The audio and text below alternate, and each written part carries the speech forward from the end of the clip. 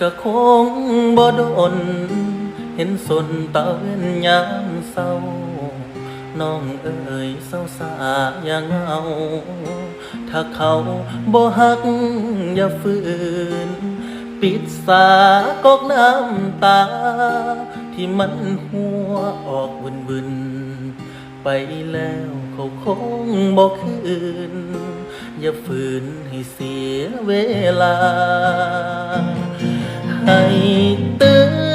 นจากฝันที่มันบ่ดีลืมตาสักที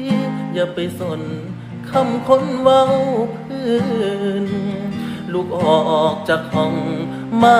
กินข้าวเฝ้าสวงเฝ้าซื่นถ้าหากใจยังสะอื้นอ้ายสิขอลืมเสร็จน้ำตา